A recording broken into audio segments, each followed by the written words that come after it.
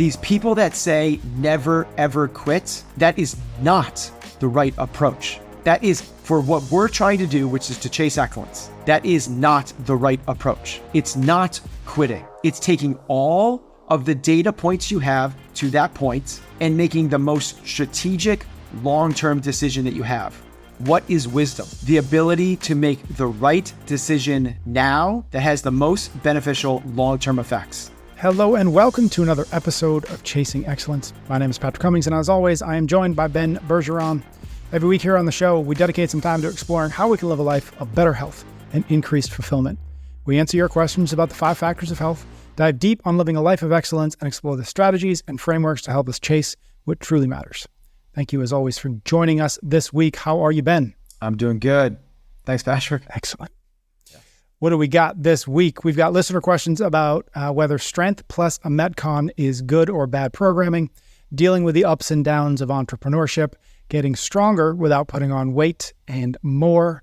Our workout is going to be a conversation about structuring a training plan that prioritizes function and progress, but that does not come at the cost of injury. And we're going to wrap this episode up with an answer or our answers to one of Tim Ferriss's favorite questions. Ready to rock? Let's do it. We start each of our episodes with listener questions about the 5 factors of health, those few fundamental behaviors that most positively affect our performance, vitality, and longevity. Those 5 factors are how we eat, how we move, how we think, how we connect, and how we recover. First question is always in the move category, and this one is from Don. He asks, would you consider the traditional method of 1 day equals 1 workout as watered down? Are strength sessions before the workout the next step of the methodology, or a deviation? Some argue that it brings down intensity as it doesn't allow you to give your best effort on the workout. And Don doesn't say this specifically, but I think he may be at least in part referencing the fact that with CompTrain, there is 3 days a week, a strength plus a Metcon. Can't say that for sure, but that pops in my head as being maybe useful context. Okay, so actually maybe that's leads into my belief system of programming, is that there's, if the question is... I think the question is around strength-biased programming. It seems... Is he saying is the next evolution? Which may just be he wasn't here for the first evolution where that was there, and then it went to... And we've talked about like Metcon. We've talked about the benefits of not strength-biased programming again. And maybe now you've changed a little bit. So here's, is strength plus a Metcon the next evolution? I would say no. Mm-hmm. I would say it's already here, and it fits, but it shouldn't be the always. Is kind of the answer. So that's why I said like your kind of prelude into the way that we believe to do this with the general population with CompTrain is we believe that and again, the way that I would kind of determine that is people that are going to take class. This is like the gym goers. This is not the people that are taking a class and then doing an extra 45 minutes of work, an hour of work outside of class. This is affiliate programming that is going to address the 80 to 85% of the people that are training with this methodology. For those people, they should be getting 2 to 3 days a week of strength plus a Metcon. And the reason I believe that is, and the other days being a Metcon. The reason I believe that is because I don't believe most people need to be training for more than an hour. And that's why CrossFit classes are an hour long. A great portion of that hour should be spent warming up and instructing and getting the athletes ready for the actual workout. So 20 minutes of the class is essentially warm up and drilling. Then you have about 10 minutes to actually get ready for the workout. That means loading up to the actual weights, very specific warm up. And then it leaves about a half hour or so. Half hour is enough time to get in a 20, 25 minute big Metcon and 5 minutes after to stretch or cool down, or get in a heavy lift and then get in a 10 to 15 minute Metcon. with a little break in between. And that's the way we structure it. Because if you're to do one thing, what we want to do that has the greatest carryover to your overall health, it's called horsepower training, or what most people see in most Metcons. Now, I don't call it just Metcons because Metcons can be programmed incorrectly. And if you're doing 10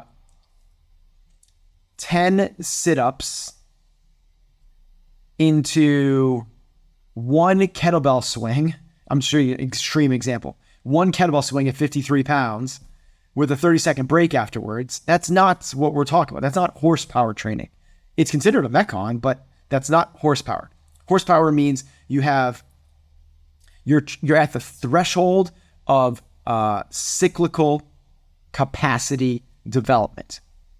Okay, so we're getting to some weeds here, but the idea is it's really challenging to keep going. That's what we're looking for. And if you're just doing 10 sit-ups at a time, we're missing it, right? If we're doing one kettle swing at a time, we're missing it. But if you're doing 3 kettlebell swings with 100 pounds and 10 GHD sit-ups, like you have to change it if you want that. If you want those movements, you just have to like change it a little bit. But the easier thing to do is go with bigger, more powerful workouts. Okay. So pulling back the Metcon, that will give you the greatest carryover effect to anything else that you want to do in life, whether it's try to play in the NHL, be a better soccer dad, go to the CrossFit games, or fight off decrepitude. That's why we want to be doing that 5 or 6 days a week. The next most beneficial thing to do, what I believe, is to build strength. I know that flies in the face of gymnastics that the CrossFit methodology builds. I've seen greater carryover from building strength. So that's why we do a strength and strength only and strength focused 3 times a week, because we want our people to be hitting that at least twice, if not 3 times a week. They're going to take a day off here or there, so they might miss one of those things. Mm-hmm. I don't want them to be doing strength every single day if you're a regular member, because then you're going to miss some of those longer Metcons. And if you aren't going to miss them, then you're messing up the structure of your class and not delivering a very good product. That's the reason we structure it that way, because I believe it's going to give the greatest carryover to the overall thing that we are calling health and performance. So kind of back into it, what is our prescription? 5 or 6 days a week of Metcon with 3 days a week programmed strength-focused lifts beforehand. Now, here's the thing. Now, if you're going to spend more time in the gym, I think you should spend that time lifting. That's where I think it should go, because I think it's the next most important thing. In that case, I think you could. So now if you're going to spend more than an hour in the gym, now I think it's appropriate for you to do a lift before each Metcon. Question from Tucker in our Think category. I've been an affiliate owner for almost a year, a CrossFit affiliate owner for almost over a year. I've done a lot of great things so far, like implementing an on-ramp program, put on an in-house competition, and switched up the programming to CompTrain Gym. There are some days where I'm loving the creative process and I'm digging into the grind. And there are other days where I get a couple of member cancellations or a problem arises and it really drags me down. When you were first starting out, Ben, did you ever have similar feelings? And can you offer any advice for young entrepreneurs who are trying to build a successful business? Yeah. I don't mean this in a wise or snide or sarcastic way, but welcome to life. Welcome particularly to entrepreneurship. If you are a cog in a machine, every day is essentially the same. Life is not like that. Every day is going to bring new challenges, whether known or unknown, voluntary or involuntary. There's going to be those challenges.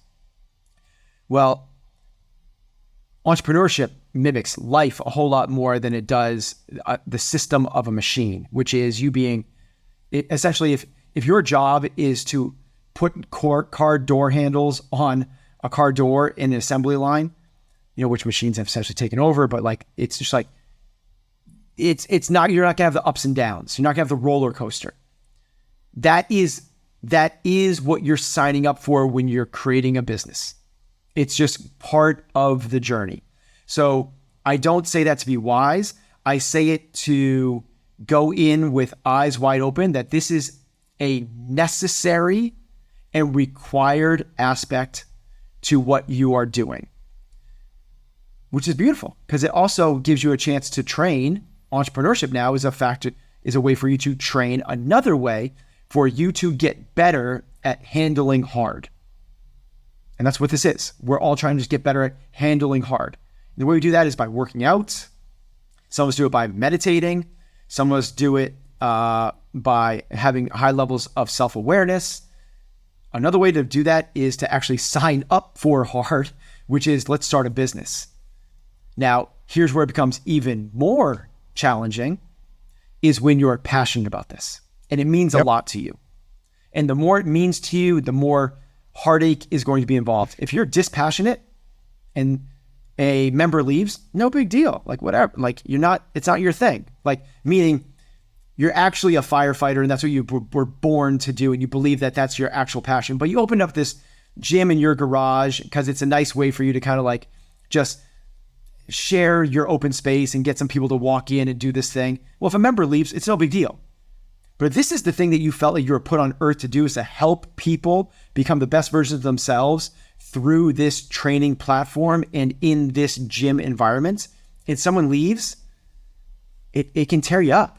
That hurts a lot. That's not wrong. We just have to understand how not to let it destroy us. And like everything, this too shall pass, and we need to learn to let it go. There are going to be ripples in this pond of life.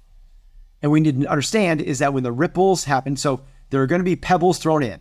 A member leaves, a employee leaves, an employee doesn't meet your expectations.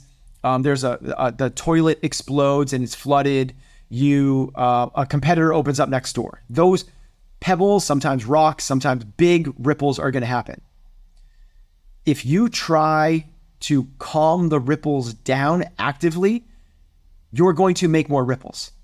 The best thing to do is to understand this is a part of the process, let the ripples settle, and realize that on a long enough timeline, this isn't going to be very determinant of your overall success, unless you jump in the pond and try to like clean up the mess. That's what actually causes the mess.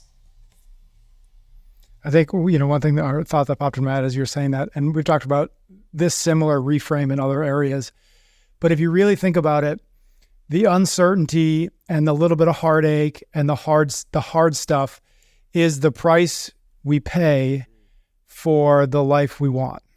It's the price we pay for agency, for freedom, for the creative feelings that he said he has. It's not that they're a bug. It's that they are one and the same. It's the same coin. You don't get one without the other. And if you don't want the hard stuff, well, then you can't expect the good stuff as well. And that's kind of what goes back to, if you're a cog, if you have a job and that job is like, this is what I do and this is how I do it and this is what's expected of me, cool. What you're saying is I'd like to trade certainty for creativity or agency. Again, neither's wrong. Some people thrive in one versus the other. But where we run into trouble is where we want the benefits of one, the certainty and the calmness and the not taking things personally, where we want that, and also the autonomy and the freedom and all the other stuff that comes with it. That's where we run into trouble, is wanting only the good from both sides or both situations. So well said. But can't we have both? Like that's what most of us really, that really is the way most of us are navigating life, is we want everything to line up with our expectations. And when they don't line up with our expectations, we get our panties in a bunch. Yep. All right, we're going to move on. Question from Steph. She says, I'm a petite female. When I started CrossFit 5 years ago, I was just over 100 pounds. I've put on about 30 pounds of muscle. And although I have come to love my new body shape and muscles, I would like to continue to get stronger, but not get any bigger. I tried cutting calories and protein intake, but that only made my Metcon performance worse and made my overall strength weaker without changing my size. Any recommendations? Yes. Train above 90% for one rep. Train above 90% for one rep. Okay. Expand a little bit on that. What you'll be creating is a neurological adaptation more than a muscular adaptation. So You will not be doing enough volume to add significant. It's the reason that Olympic lifters are not as big as bodybuilders. Yep. Is that they're as strong, they're stronger, but they're not training for hypertrophy. They're training for the purpose of lifting more weights. Most Olympic lifters rarely go above 3 reps. If they're doing some sort of accessory, maybe they'll do 3s, maybe for some squats, but they'll do some 5s, some 8s. Yeah. But their life is lived in singles, doubles, and triples. If you want to get better. Now, I'm not saying just like go empty bar, load up with 90% and go. I'm saying systematically work up with low reps to 90%, hit it and move on. So glad I put that in the eat category. I'm okay with that. I'm okay getting it wrong every now and again. All right. Next question is in our recover bucket. I struggle to sleep more than 7 hours. Routinely after 7 hours, I wake up and want to get up. Some days I feel like I want to get up after only 6 hours. I have great energy all day, including enough for working out 5 days a week and my full-time job. Should I worry about trying to increase the amount of sleep I get further? Does it make an impact from going from 7 to 8 or 9 hours every night, or should I just be happy with 7? There's a reason that the protocol says 7 to 9 hours. Mm-hmm. It doesn't say 7 and then 8 and then 9. Right. 7 for some people, or 8 is not better than 7, 9. Correct. Yeah. Some people will thrive off of 7 hours. You have nothing to worry about. Love it. Going to keep it short and concise there. Connect bucket from Eva. In one of your last episodes, Ben spoke about adaptability and how much it is influenced by our experiences in childhood. I've got 2 kids, 3 and 4.5, and try my hardest not to make any situation stressful and show them whatever happens, we will find a way around it. However, I found that some of my quote-unquote tricks to avoid yelling cause them stress, and it happens almost always when we are in a hurry and or I am tired. For example, after I bathe them in the evening, if they goof around too much and don't get dressed, I set an alarm for a couple minutes, and if they don't make it, we lose time to read one bedtime story. It works, gets them focused, but I also notice that the older one sometimes becomes upset by it. How do I navigate not yelling, getting them to cooperate, and setting them up for success? You ask someone else, and when you find out the answer, you let me know what you found out. I'm right there with you. I think this goes back to like actually what you were saying is as parents, it's not going to be perfect. Yeah. You're going to get frustrated. If you're tired and your kids aren't listening, like, I understand the frustration. I understand all of that. The only even like small microcosm of a suggestion I could possibly give is probably what you're already doing, which is have awareness of it. Just understand that it might not necessarily be your kids, it's that you're tired, right? And when you're tired, this happens, and we understand that this is the cause and effect. This is when you are triggered. You have that like, oh, here it is. It's the same way you would change anything else. When my wife is late getting ready when we're trying to pack and do a trip, and we said we're leaving at 11 o'clock, and now it's 12:30, and now it's 3 o'clock, and we still haven't left, and I start to get frustrated. That level of I realize I'm getting triggered helps. Instead of just this default programming, like this is happening, so this is when I get pissed off, and I perpetuate this self-story in my head, like they don't listen. I'm going back to her now. My kids don't listen and they don't do this. It's like, no, I realize this is a thing that I do, and I can try to bring another level of patience and awareness, but it's so not easy, and we're not going to be perfect. Like this is real life. And we're gonna, if we have 80% of the time that we are just like super in love and compassionate and connecting with our kids, and there's another little bit that like, hey, we share us being humans with vulnerabilities and tendencies, and we're sharing with them that, but at the time it's happening, You go, guys, listen, you're totally transparent with them. Guys, listen, I'm exhausted. I am so tired. I am trying to be as patient as I can here, and I'm not doing a good job. Like, I need your help. I need you to help me because I'm not being a very good mom right now.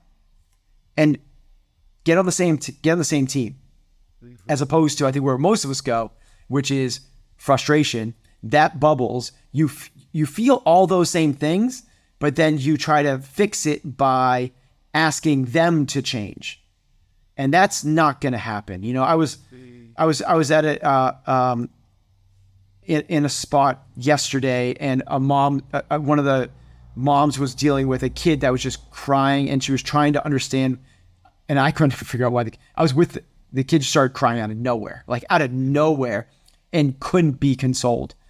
And she's like, "Why are you?" And it's like, she got frustrated. "Why are you crying? Like, tell me what's wrong. Like, did you get hurt? Did you get stung by a bee? Did someone push you? Did you get hit in the face with the ball?" Like, and it got to the point where instead of like the what we just talked about, like, I'm trying to help. Can you help me? And I'm not understanding. Like, it was like, you need to calm down so we can talk. And never in the history of calm downs has anyone ever calmed down from being told to calm down.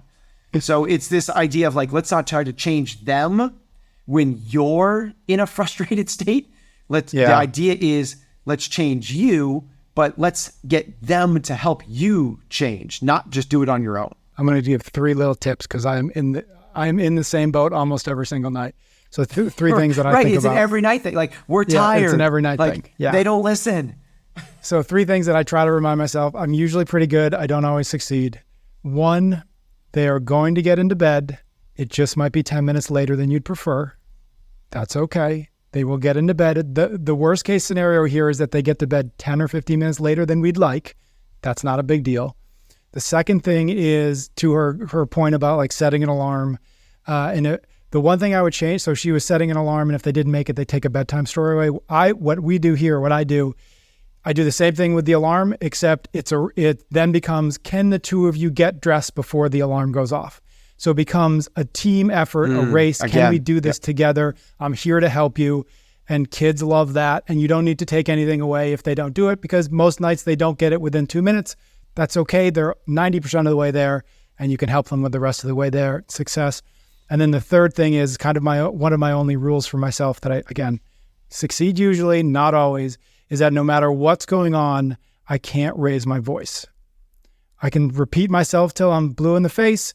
I can express my frustration, but I try to not raise my voice. If I can talk it through, good, success. Even if it's frustrated to doing so. But if we can just give yourself that one rule of no matter what happens, no matter how tired or how frustrated, I will not yell about this because I recognize that's to your point, that's on me. I don't need to yell. I don't want you to yell, and so I'm not gonna yell at you. So as long as you whisper expletives, yes, F-bombs, and all the rest, we're like. Well, I was gonna say sometimes if you talk quieter, sometimes if you talk quieter, they will be quiet because they're trying to listen to you. No, so it actually, sure. But maybe without the curse words. All right. As always, if you would like to get a question in the queue, find me on the Instagrams, drop me a DM. P.S. Cummings, we'll get it into a future episode. And thank you to everybody who does send questions in. Ben and I are going to be back in just a few minutes with a question from Jeff, all about how to design perhaps a better workout strategy. So stay tuned. We are pumped to be brought to you this week by Ice Barrel. Head to icebarrel.com/excellence to learn how you can get all the benefits of cold therapy at home, no matter how much space you've got, and save yourself $150 while you do. Cold immersion has a ton of benefits, from improved mood and brain function to reduced inflammation to improved heart rate variability. And if those things don't matter to you, jumping into an ice barrel every day will undoubtedly make you way cooler than you would be otherwise. See what I did right there with cooler? Very clever. Listen, cold water immersion has been getting a ton of buzz these last few years, and for good reason. If you want to try it for yourself, Ice Barrel is the way to go. And we've got a great deal for you. If you are ready, go to icebarrel.com/excellence and use the code excellence at checkout to get $150 off. Ice Barrel offers 30-day money-back guarantee and 100% satisfaction. So all you have to lose is the feeling in your fingertips for like just a couple minutes. Again, that's icebarrel.com/excellence. Make sure you use the code excellence to save $150. Element is a tasty electrolyte drink with everything you need and nothing you do not. It's been formulated to help everyone with their electrolyte needs and is perfectly suited to folks following a keto, low-carb, paleo, or watermelon diet. Just kidding, don't do the watermelon diet. I start every single day with some Element. My personal favorite is their citrus salt flavor, but I will happily grab whichever flavor I can get my hands on. If you watch the show on YouTube, you have likely seen that Ben and I are never far from our bottles of water. Ben's is almost always filled with Element, and mine is almost always filled with tequila. Just kidding, maybe. Element is used by NBA, NFL, NHL players, Olympic athletes, podcast hosts, and people just like you. Right now, you can get yourself a free sample pack with any purchase. That's 8 single serving packs, free with any Element order. A great way to taste all 8 flavors before you empty your retirement account to fill your house with your favorite. Just head to drinkelement.com/excellence to get the deal. Again, drinkLMNT.com/excellence. All right, we're back. This question is from Jeff. He says, and I'll try to go through this relatively quickly because it's a bit long. He says, my question centers around my need for a new workout strategy. A little background, I've loved the gym for years. I enjoy moving the metal around, seeing my body get stronger and becoming more defined. A few years ago, I realized as I gotten older, he's 51 years old, that my routine was bodybuilder oriented versus being functionally oriented. With that realization, I decided to explore CrossFit. I found it challenging and enjoyable. Unfortunately, I hurt my lower back on multiple occasions, causing me to take extended periods of time off to recuperate. After the third such injury, I asked myself a few questions. Number 1, is CrossFit a young man's sport? Number 2, am I at the wrong gym? And number 3, should I try to find a quote-unquote CrossFit light version? And does this even exist? Lately, I've been working out in my garage, focusing on bodyweight exercises to build my core and address the functional gaps I've developed. While I can see the benefits of this routine, I am not satisfied with the pace of improvement and where I'm going. I've lost strength, definition, and mass, which bothers me. Overall, my desire is not to get big like when I was younger, but to be more functionally fit and feel strong like I did in the past. I remember those days of hitting the gym, keeping diligent notes in my workout log, and seeing gains not only physically, but on paper too. I loved it, and those feelings kept me coming back to the gym 5 days a week, sometimes twice a day. While I do think I'm making progress, it is much slower than I would like and doesn't leave me feeling excited about where I'm going from a fitness standpoint. Any recommendations are greatly appreciated. So I'll let you dive into that, wherever and however you think you want to start. Well, let's start with his kind of like 3 questions. Is it a young man's sport? Yep, is CrossFit a young man's sport? Am I at the wrong gym? Am I at the wrong gym? And should I find a light? CrossFit light version? Yeah. Okay. Is it a young man's sport? No. And in fact, as we get older, the need, and you're recognizing it. What was his name? Sorry. Hold on. It is Jeff. So Jeff is completely recognizing this. Like the young man's thing is the ego thing of like, let's go to look good on the beach and do some bodybuilding stuff.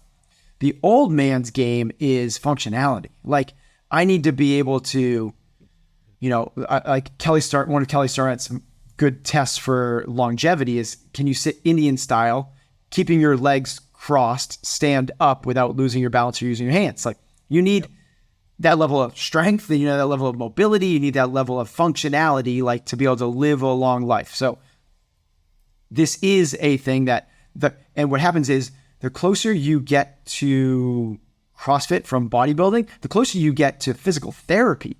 It's actually like real movements. Now we're getting below parallel sitting, like real movements. We should define what function means first. Mm-hmm. So functional movements are unique in their ability to express power. Okay.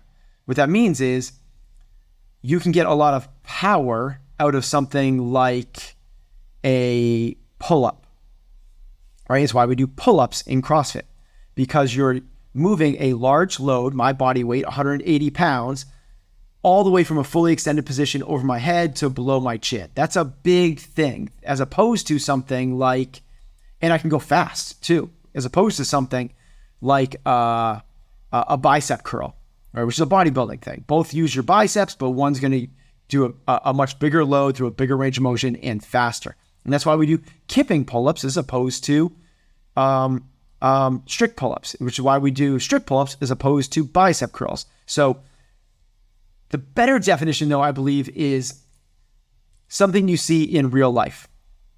That's what functional actually means. Because when you get to that definition, like bye-bye Bosu ball stuff, bye-bye shake weight, bye-bye, all these other things, and hello, sit, meaning squat, hello, lunge, meaning walk up a hill, hello, run, hello, bike, hello, pull, push, all of the, get off the ground, like throw, like kick, like those types of things are things that we actually want to be able to do. And those are things that we train in our training program. So we need these things as we get older. Now, here's the thing. I haven't been injured from CrossFit or doing this programming in about 10 years. Mm-hmm. When I was training without kind of the approach that I have now, in a 3-year span, I had a slap tear, labrum surgery, and a back fusion, both in a 3-year period. Mm. It was the same training done slightly differently. Okay. But these slight differences over a day or a week don't make that big of a difference. But these slight differences done over weeks, months, years, or decades make huge differences. So here's what we need to be able to do is understand what is it that we are shooting for and training for. And are we training to be the top performer in our gym, which then you are competing. And if you are in a competition, athletic competition, injuries are part of the game. No sport. In zero sports are there no risk of injuries. You're signing up for it. It's kind of like we said before, it's like you don't get one without the other, you get both sides of the coin. It'd be so nice if we did. That's not the reality. So if that's the thing that we're signing up for, we need to recognize what's the training methodology to get there and what are the things that come along with it. Now, if we're choosing not to compete, then we have to approach our training differently. Meaning, today, I didn't get a chance to warm up with the class because I was driving up from Cape Cod to do this podcast and I hit more traffic than I thought, so I got in afterwards. My first round of this workout, we did the Comp Train daily workout, great workout. We did 5 3-minute rounds that started with a bike, buy-in, double unders, and max snatches the remaining time at 3 minutes. Take 3 minutes off, repeat 5 times. Awesome, amazing workout. Because I didn't get a chance to warm up very well, I knew that like there's the chance of like me even like doing the same workout as a class was gone. So I didn't get a chance to warm up my Achilles enough for the double unders, so I did a ski erg instead. Instead of being able to do the prescribed 95 pounds, I did the first round with an empty barbell. And then from there, I used the entire first round as my warm-up. So I did the prescribed reps all as is, and the next round, I loaded the barbell up a little bit heavier to 75 pounds, but I never got to the 95 prescribed.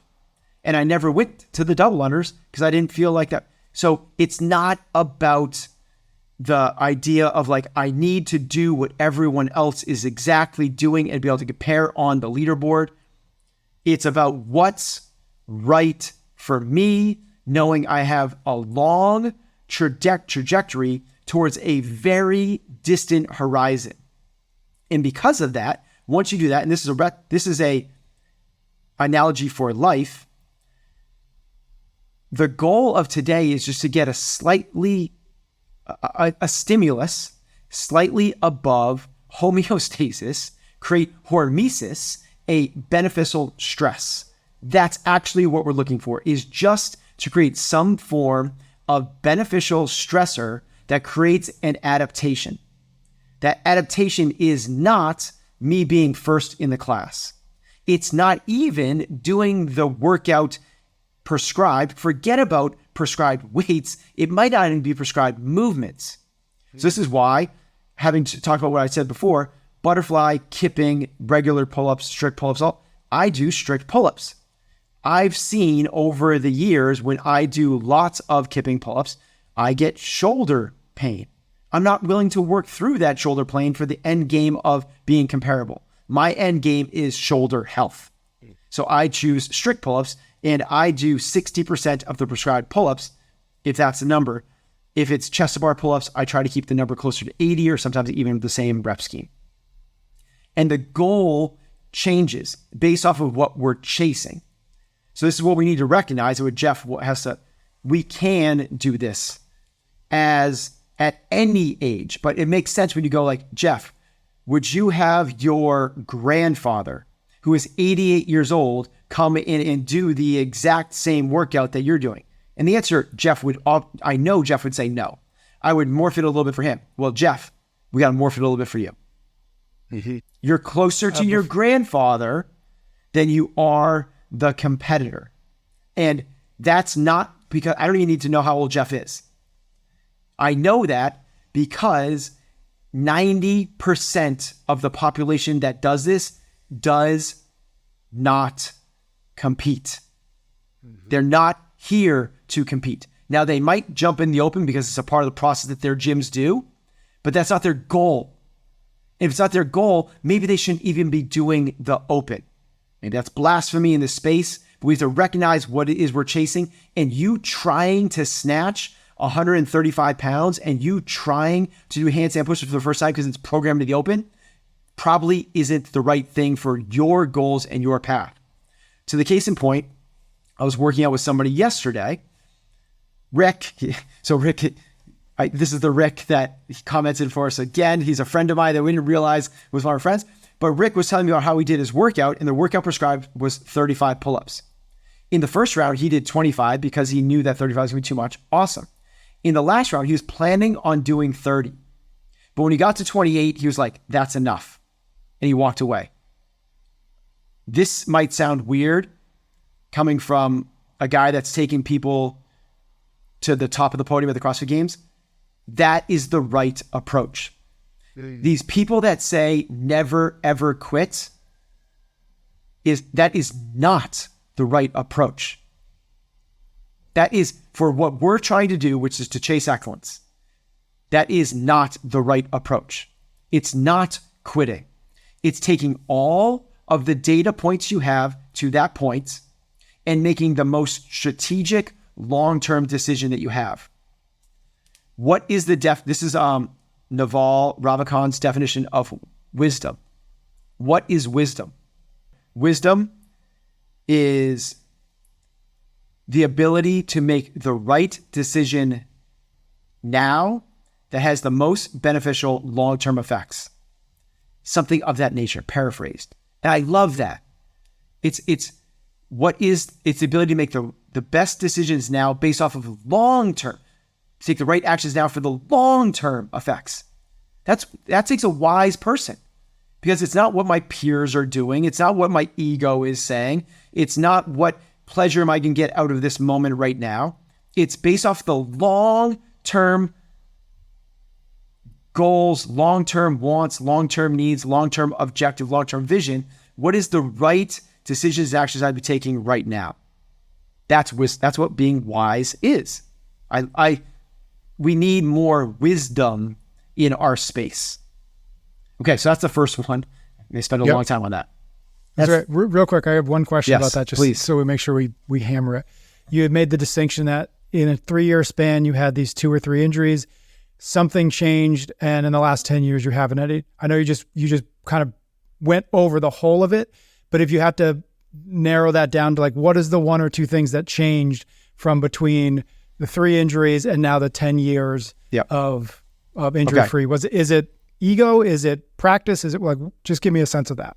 The first one is conceptually, which is previously I was doing this to try to get onto the world-class stage. I was trying to get to the games. Like, that was what I was trying to do. After that, I also had those 2 years, I also had children. It was just kind of, that changes things.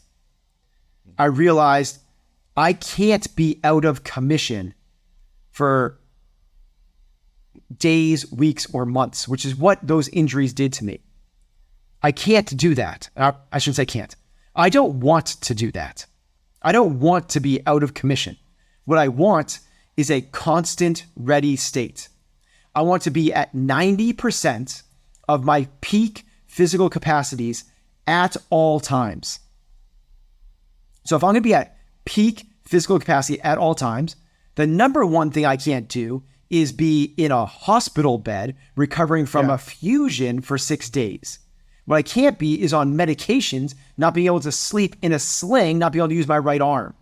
Like, if I need to do something, if God forbid, like the catastrophe happened, like the thing, like whatever the thing is, right? Like whether it's like you're a prepper and it's a doomsday thing, or it's the house is burning down, or my family really, really needs me and I'm incapacitated. This is also why a big thing for like what changed my mind on drinking. Like if I really need to be needed and I'm intoxicated to the point where I am no longer a viable asset to my tribe, like that's terrible. It's the same type of thing with being injured. Like, I'm no longer useful. As a dad, that changes things. When you become a dad, this is what I didn't recognize. Like, the thing with becoming a dad and a parent, I'm assuming it's a parent. Your life is no longer the most important thing. Mm-hmm. You're willing to, I watched this thing on Instagram the other day it said, "This is a dad." And it's like, it was this rodeo rider, the guy that rides bulls. And they let the bull go. And within 2 seconds, the guy just like slams his head into the bull. He gets knocked unconscious. He flies 15 feet in the air, lands his head, and just goes like completely limp, like a sack of potatoes hitting the ground. The rodeo clowns come out to try to distract the bull, which they do for upwards of maybe 3 to 5 seconds, and then the bull charges back at. I'm getting like, yeah. I'm getting emotional. That's crazy. The bull charges back at the rider, and as he does so, the dad jumps over the railing and basically blankets the unconscious son with his body, and the bull comes in and it spears him with his head and nearly tramples on top of him. But it's like, that's a dad. Like, our jobs are to be providers and protectors. Like, that's and like, I feel that so deeply in my DNA that it's weird. That I can't shake it. Like, and I to the point where what I do in the gym, it's so unimportant what place I come in. Mm-hmm. What is so massively important is that I'm there to protect and provide for my family. It's kind of wild that a conversation about, should I do kipping pull-ups got to that. Well, we said in a recent video, the point of this, and it's important to remember, is that we are doing this, we are filling our own cup, not because we win a prize for having a full cup, but because only when our cup is full can we serve other people. Yeah. And that's it. And that starts for many of us with, can we serve our kids? So why? It's like everything else, it starts with why. Yep. So why do we go to the gym? Like if Jeff can ask that on a really deep level, I promise you can train this way without getting injured. But understand you need to understand your why so you can make the wise, have wisdom decisions every single day. Without that, you're a leaf blowing in the wind. And you don't have true meaning behind your actions. And you end up with unintended consequences. Mm-hmm. All right, we're going to leave it there. Thank you to Jeff. Hopefully that was helpful. Thank you to everybody who sends us questions. Ben and I are going to be back in just a few minutes with a new shout out and a quick chat about one of Tim Ferriss's favorite questions. So stay tuned. We'll be back to the episode in just a minute. But first, a word from one of our sponsors this week, Policy Genius. Head to policygenius.com to compare life insurance policies from America's top insurers quickly and easily. When we had our first son, one of the first things my wife and I did was go get life insurance. Why? Because that's what grown-ups do. After all, life is unpredictable, and even though you may be feeling invincible right now, the truth is that anything can happen. That's why it's important to have a financial safety net in place no matter your age. That's where Policy Genius can help. They have a modern insurance marketplace that makes it easy to compare life insurance quotes from top insurers in just a few clicks. With Policy Genius, you can find life insurance policies that start at just $25 a month for $1 million of coverage. And here's the thing, getting life insurance doesn't have to be a hassle. With Policy Genius, you can get covered in as little as a week and avoid unnecessary medical exams. Plus, their licensed agents who work for you, not the insurance companies, are there to help you every step of the way. Policy Genius is for parents, caregivers, and anyone else who has people who depend on them. They simplify the process of getting life insurance so you can protect the people you love. There are no added fees, and your personal details are private, and it's no wonder they've got thousands of 5-star reviews on Google and Trustpilot. Your loved ones deserve a financial safety net. You deserve a smarter way to find and buy it. Head to policygenius.com or click the link in the show notes to get your free life insurance quotes and see how much you could save. All right, we are back. We've got a shout out. Shout out is when we just take a moment to read a review from Apple Podcasts, a comment on YouTube, a note that Ben and or I have received from a listener, just as a way of saying thank you. This is from Rocky. He sent me this note on Instagram. I wanted to thank you and Ben for the time and effort you put into Chasing Excellence. This is my favorite podcast, and I've been a listener from the very first episode. I live in a foreign country where I don't have many close friends or like-minded people around me. You often say that we have the average of 5 people we spend the most time with. I consider you guys as 2 of them because listening to you is like having a weekly meeting with a mentor. Thanks to you and your podcast, I became a better dad, brother, son, and friend. I changed my lifestyle, got my ego under control, redefined my values, and stopped drinking alcohol. I'm now 40 years old and fitter, healthier, and happier, and deal with obstacles better than ever in my life. Can't thank you enough. You literally changed my life, and I'm forever grateful for this. Thank you. Yep. That's amazing. That hits, especially after what we just talked about. I know. Agreed. All right. So thank you everybody there for sending us notes. It does matter. Yeah. And that's like, I don't want that to, I think we say that every single time. But for real, like that matters to me a lot. Like that's. Yep. Yeah. Because I think you can kind of invert what Rocky just said, which is like, you guys feel like you're my friends because you and I have these conversations in a weird little bubble where you and I have had about 300 conversations about this. And it can be really easy to forget that it then beams out into the internet and that there are thousands of other people who are hearing it, are thinking about it, are responding to it, are sharing it. And it's the shout outs, honestly, they're in part so that you and I remember that we're here. Yeah. Okay. I would talk to you for an hour a week, happily anytime. But it's a good reminder that we are here, that we are trying to do a service, that we are trying to deliver value, that we are trying to help. And so reading those notes, getting those notes reminds us that we are at least on what we hope is the right track. Love it. Thank you. All right. Switching gears entirely. Question from Tim Ferriss that he likes to ask. I don't think he asks it too much anymore. Maybe he kind of asked it enough that he kept getting the same answers. But what purchase of $100 or less has most positively impacted your life in the last 6 months, or at least in recent memory? You go first. You want me to go first? Yep. Okay. So this question is funny for the two of us because I think we don't really buy very many things. And so I think that this question was, I've been walking around all day thinking about how to answer it. And so my answer is going to be work related. And it's going to be, I recently, probably in the last couple months, started paying for its Notion AI. So Notion is a app that I use for everything. And they, over some number of months ago, they sort of introduced what they call Notion AI, which is just AI built into Notion. And for a while I was like, yeah, I don't need that. I don't want that. But on a whim, I just started playing with it because I want to start playing with AI. I think it's important.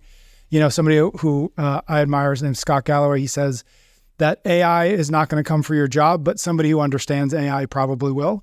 And I think that's likely to be the case. And so if those of us who are trying to do things, build things maybe outside of the common trajectory, as we've talked about, I think in this episode, I think it's kind of, I think we're responsible for at least understanding what AI can do today and perhaps where it's going to go. And so I use Notion AI as sort of my first foray into playing with AI. And I found it so far to be super, super helpful to help organize and write first drafts and clean up and sort of summarize and clean things up. And give an example. What would it do? So, is it like ChatGPT? It's similar to that, but Notion AI is focused primarily on like writing and writers and organizing text. ChatGPT, I think, is like much broader. Yep. But so for an example, I've used it to summarize notes from a podcast to write a first draft of like, here's what this podcast episode's about. So I can have like 4 pages of notes or questions and answers, and it can spit out like, give me 3 paragraphs that summarize this episode for a podcast description. And again, it can summarize, give me the 3, and then you can go in and kind of fix it and clean it up. And so something that might take 45 minutes takes 15 minutes. And there's little itty bits of things like that where you can start to say, how can I truly leverage my own creativity, my own insight, my own knowledge, or how can I set myself up that 80% of my efforts are that and not the boring, necessary, but not particularly interesting or creative or fill in the blank. So it sort of like skips ahead some of the dirty work and allows you to faster get to a place where you're actually using your own brain. How much does it cost? It's like $10 a month or something on top of Notion. So it's cool. It's not a lot at all. Yeah. Yeah. So that's my answer. How is it? So you're a good writer. Yep. Is it talented? Does it create good stuff?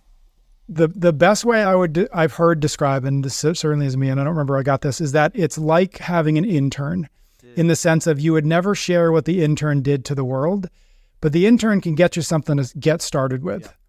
Yeah. And I think that that's been my experience as well. Is like, I wouldn't say like, click the button, do a thing, and then here it is, it's done. Yeah. We may never get to that point, but can it get you 20 yards down the field and then you can pick it up and go in significantly less time? Yeah, absolutely. And I think that that's my sense of AI now. That's where it's at, where it's a really good, relatively cheap intern that if you can ask it to do the right things, it can get you moving faster than you starting from a dead stop every single time for everything. Cool. AI. I was just supposed to say it's coming, but it's not. It's here. It's here. Yeah. It's here. Most people haven't felt it yet. Yeah. They haven't recognized that it's here yet. And I think that's the next phase is, can it get to a place where my mom uses AI? And that's the true test. Yeah. And I don't know if we're 10 years from that. We're in the early 90s with email. Like it's here, it's a thing, and you pretend it's not coming and all the rest, but like everyone's going to be using it pretty soon. Yeah. Yeah. Yep. Okay. That was my thing. I'm going to be honest. I don't buy things. Like that's honest. Like you asked this question, and besides like the things I bought, what's the time frame? Does it give a time frame? Like 6 months or in 6 months. Memory. Yeah. So there goes. Those are not the same thing. 6 months in recent memory. Recent memory is like, I'm like a goldfish, right? This week? No. Oh my God. This week? It's like, I don't remember the first things we talked about in this podcast. And I actually think that's like, I think it's a feature, not a bug. I am like, the past is gone and let's like, what's next? Yeah. Like, it's not about like, people have listened to this a lot enough. I'm not about, the past doesn't define at all. It's like, you can use some data points to help refine, but like, I think that's like people say, you're like, I'm an optimist. And it's like, well, it's because I don't remember any of the bad. It's just like, I'm there with you. We're here and now. So I don't have any memories. Yeah. So you asked me what I bought. I can't remember anything I bought. But also I'm not a consumer. Like Heather's one that gets the packages all the time. But I will say, here's something that it's over $100. So it's a cop out. But it is something that I've purchased in the last 2 weeks that was a good move. And that is, I got my car detailed. Now, pause on that for a second. So there was a decision point in this, which is I've been debating about what I have. My car is about 6 or 7 years old, and I know I'm due to get another car. But I was like, I'm going to wait another year before I get a new car, but I'm going to reward that decision a little bit by getting my car detailed. And we walk into, anyone that's ever gotten their car detailed, it's not like getting your car cleaned. You're getting a new, it's like you bought your car again new. Yeah. It's a new car smell. It's like everything, like the ashtrays and the stuff that you would never be ashtrays. There's no such thing as ashtrays anymore. What am I trying to say there? The cup holders, whatever, the little things like the thing that holds all your miscellaneous junk drawer stuff, like everything is. So it did cost me like $200, but it saved me this like tens of thousands of dollars because I'm not buying a new car. Yeah. And it was a thing that I would never normally do. I think I've owned my car for 6 or 7 years, and I've only got it detailed, I think maybe one other time. But I'm really happy with that decision because now I've been really excited to get in my car, just like I would be excited to get into a new car. So I like that answer. It reminds me of people who were like, they're like, okay, we got to sell this house. We got to move. We need something else. And then they'll go through the process of like cleaning the house and staging the house for open houses, and maybe even having somebody come in here. Like, our house is really nice. This over there. Yeah. And then they'd be like, I don't want to move from this house. It turns out it was just messy and I didn't like my furniture. Right. So exactly right. Yeah. Cool. All right, my man. That was good. I like it. Even though it was a bit of a cop up, I'll give it to you this time. Thank you everybody there for listening. Thank you for your ratings and your reviews. If you want to get a question into a future episode, find me on Instagram, send me a DM, PS Cummings. We'll get it onto our list. Ben and I will be back next week for another episode of Chasing Excellence.